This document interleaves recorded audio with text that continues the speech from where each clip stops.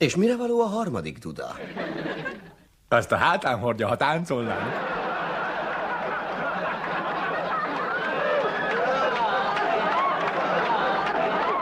Tudod, mi a legrosszabb?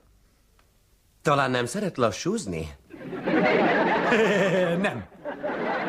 Hogy a házamban van egy csomó degenerált figura, és ha befizetnek egy körrel, lovagolhatnak az ágyamon. Bár én lennék olyan pofátlan, mint a gyerekeim, akkor én csalhatnám ki a szerencsétlenek pénzét. Bízzál magadban, drága Joel. Elég pofátlan vagy, csak nem vagy elég okos. Steve. Ugyan semmi olyat nem mondtam, amit Peggy nem mondott volna el Marcynak, és Marcy nem mondott volna el nekem. Miért húznak hasznot az izzadságodból, kivéve téged? Meg engem? Tudod, mit mondunk a bankban? Ha kopogtat a lehetőség, ragad meg erősen.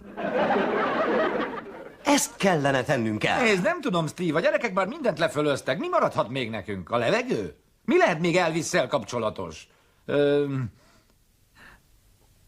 Cipők. Kék antilopbőr. Ezt kell eladnunk nekik.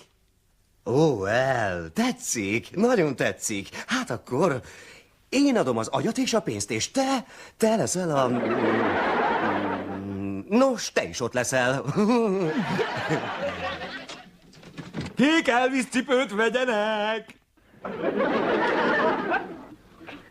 Peg! Most meg mi történt? Well, valami szörnyűség történt. Elvis most meg megjelent Youngstonban, és ott vásárolt fél liter pörkölt mogyorót a helyi vegyes kereskedésben. És ilyet a király a valóságban is tett. Tudod, hogy mit jelent ez? Most megint csak egy közönséges nő vagyok. És te vagy a férjem. Olyan szomorú vagyok. Ölelj meg. Steve, van 700 pár kék antilopcipőnk, mit kezdünk vele? Olyan szomorú vagyok, ölelj meg. Az emberek olyan hülyék. Elvis nem mondott semmit nekem Youngstonról. Biztosan rájött, hogy gyerekeim vannak. Mindig mondtam, hogy ők teszik tönkre az életemet.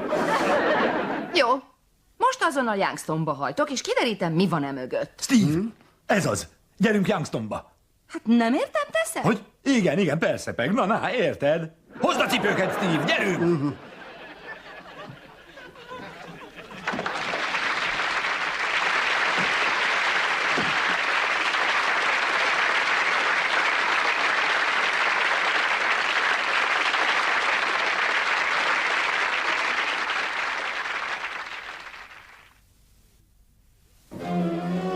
Magyar hangok: Básti Juli, Götz Anna, Csuja Imre, Kálid Artúr, Zsigmond Tamara, Halasi Dani.